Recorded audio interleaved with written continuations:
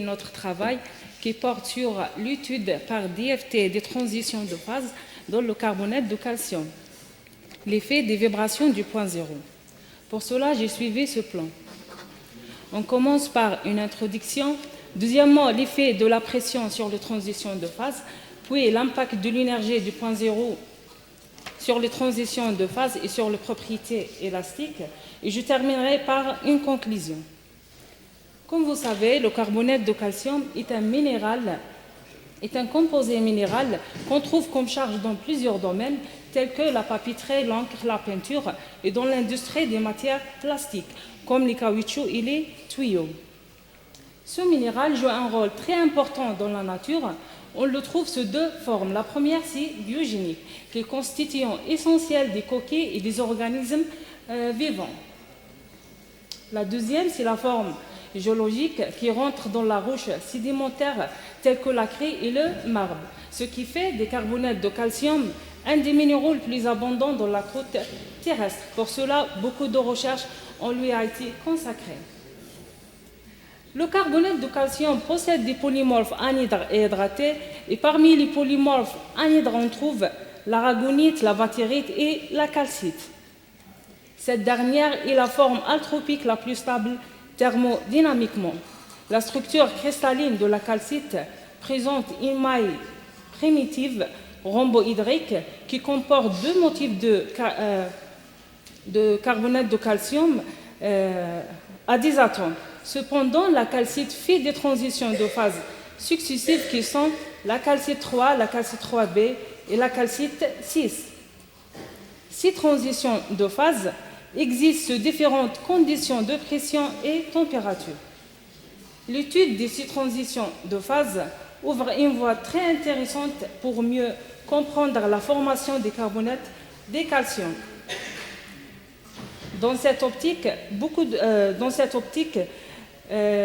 nous avons étudié le comportement des trois polymorphes des carbonates de calcium en variant la pression pour voir l'ordre d'apparition des phases qu'il en résulte.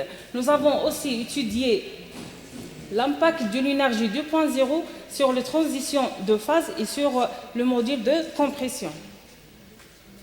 Les systèmes étudiés sont la calcite 3b, la calcite 3 et la calcite 6, possédant une structure très clinique avec 20, 50 et 10 atomes par maille primitive. Afin de réaliser notre travail, nous avons utilisé beaucoup d'approches. Et parmi ces approches, on trouve la méthode ab initio, qui est basée sur la théorie de la fonctionnelle de la densité, implémentée dans le code ab init.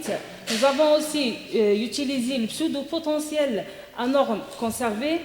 Les effets d'échange et corrélation ont été traités en utilisant l'approximation GGA, tandis que la DFPT nous a permis d'étudier l'impact de l'énergie du point zéro sur le module de compression. Nous avons aussi utilisé comme énergie de coupure 70 Rydberg pour les trois polymorphes et K point réduit par symétrie 32 pour la calcite 3b et la calcite 6 et 16 pour la calcite 3. La figure suivante représente l'enthalpie en fonction de la pression dans l'intervalle de pression allant de 0 à 35 gigapascal. Cette figure montre que la séquence de l'apparition des polymorphes est comme suit. La calcite 3b se transforme en calcite 3 à 4,3 gigapascal et cette dernière reste stable entre 4,3 et 15. Ensuite, a tendance à s'estomper pour réapparaître en phase calcite 3b qui se transforme en calcite 6 à 18 gigapascal. On a fait une comparaison avec des résultats expérimentaux ou des résultats théoriques comme la séquence de Pippinger qui sont en bon accord avec nos séquences dans l'intervalle de pression allant de 0 à 7 gigapascal. Nous avons aussi comparé avec la séquence de Koch-Müller qui ont confirmé la réapparition de la calcite 3b après la calcite 3 qui sont en bon accord avec nos séquences.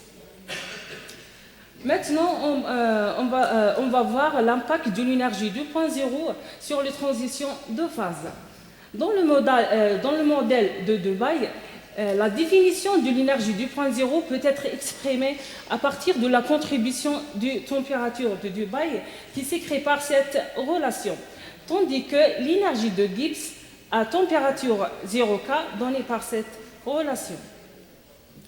Cette figure montre le diagramme de phase des trois polymorphes bicarbonate de calcium dans l'intervalle de pression allant de 0 à 30 gigapascal en tenant en compte des vibrations du point 0. Cette figure montre que la prise en compte des vibrations du point 0 induit des modifications notables au diagramme de phase des trois polymorphes bicarbonate de calcium, ainsi que la séquence de stabilité des trois polymorphes est modifiée et devient comme suit. La calcite 3B se transforme en calcite 3 à 7 gigapascal, tandis que la calcite 3 fait des transitions de phase en calcite 6 à 21 gigapascal. Nous avons aussi étudié l'impact d'une énergie 2.0 sur les propriétés élastiques, notamment sur le module de compression qui est lié aux corrections du volume et leurs dérivées première et deuxième du module de compression. Cette figure représente le module de compression dans l'intervalle d'oppression allant de 0 à 30 gigapascal en tenant compte des vibrations de point 0. Cette figure montre que l'inclusion des vibrations du point 0 s'est avérée minime sur le module de compression, c'est-à-dire il n'y a pas d'influence sur le module de compression. Je conclue cette présentation par ces points. Nos calculs ab initio ont été réalisés dans le cadre d'IFT. Nous nous sommes intéressés aux propriétés structurales et l'impact de l'énergie du point 0 sur les transitions de phase et sur le module de compression des trois polymorphes du carbonate de calcium. Les calculs d'enthalpie se produisent à 4,3 et 15 et 18 gigapascal, tandis que l'inclusion de l'énergie de vibration du point 0 sur l'enthalpie ont lieu à 7 et 21 gigapascal. L'impact de l'énergie du point 0 s'est avéré minime sur le module de compression. Et merci pour votre...